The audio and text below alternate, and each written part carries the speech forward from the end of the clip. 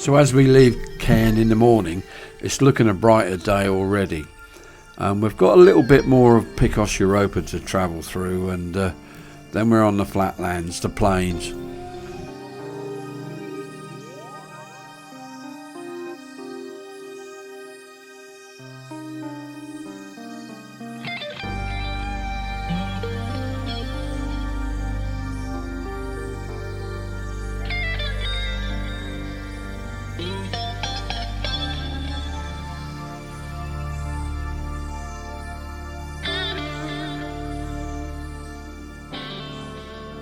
And coming up is our next planned stop, Riano, where we can fill up and then straight into Salamanca, with a few coffee stops on the way, including this one.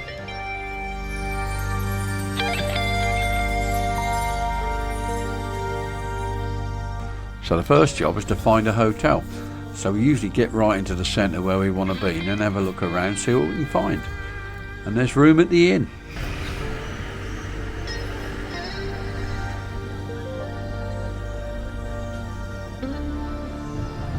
Looks like a stork's nest on top of the bell tower. Might be wrong.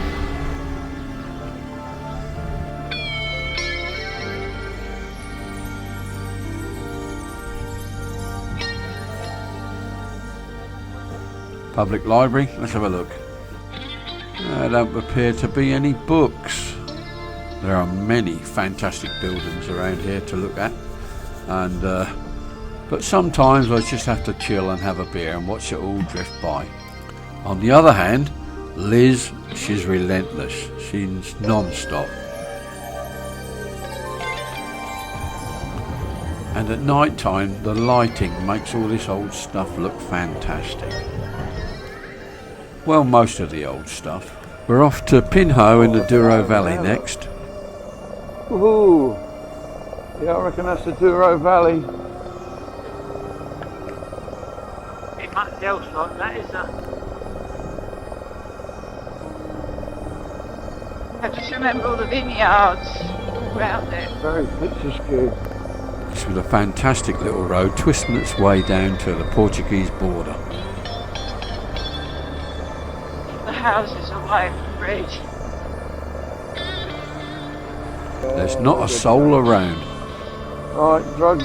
We're bringing drugs through. Yeah, nothing to see here. Loads of cabins. Yeah. In case they get a rush, I suppose. The temperature is just on the up the whole time. So we've been looking at the news on the television and they're talking about the fires, and it looks like we've just come across, if you look ahead, Jesus. Awful.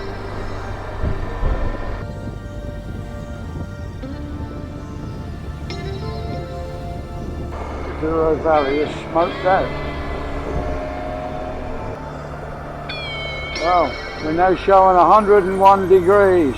Wow. That's usually a beautiful view, that, isn't it? With No wonder the place is on fire. Jesus. So I'm not sure how you pronounce it, but we're going to call it Pinho. We've been here before, it's a lovely little spot, and a lot of the river cruisers start from here and work their way, I guess it's either way, up the river, but we know they go to Porto. By the time we get down into Pinho, the temperature has peaked at about 40 degrees and it's bloody hot.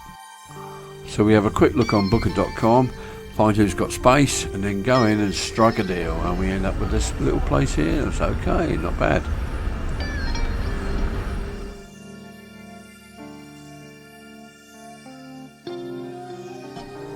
I think this place was about £350 a night.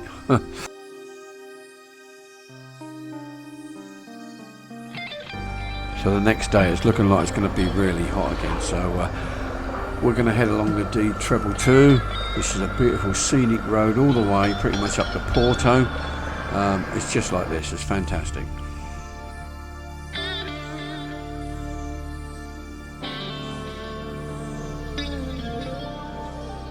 It looks like there's a heat haze everywhere, but we're beginning to realise it's mainly smoke. And this heat is just getting a bit too much now. So after a Scorching ride, we're in Porto. Now we did book this hotel, it's right in the centre, through booking.com. We didn't fancy messing around in this heat.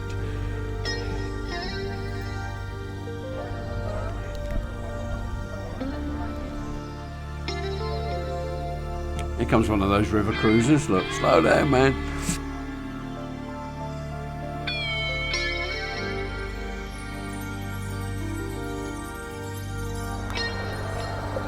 You could probably have a week here and still only just touch the sides. Some fantastic buildings and squares to explore. Everyone's in a bit of a hurry though, so you've got to keep your eyes peeled behind you. So the temperature is going to rise to 30 plus again, getting close to 40. It's consistently between 35 and 40 here. Feels like there's a little bit of breeze today, which is good. Bloody welcomed. Now I guess all this smoke is from the Douro Valley, further down. Round by Pinho there was fires in the valley. They were asking for help, having trouble to control it. They were asking the EU for help. So if you just get yourself up to the river mouth in Porto and move a half a mile to the left or to the right, and there's some beautiful beaches and rocks and all sorts.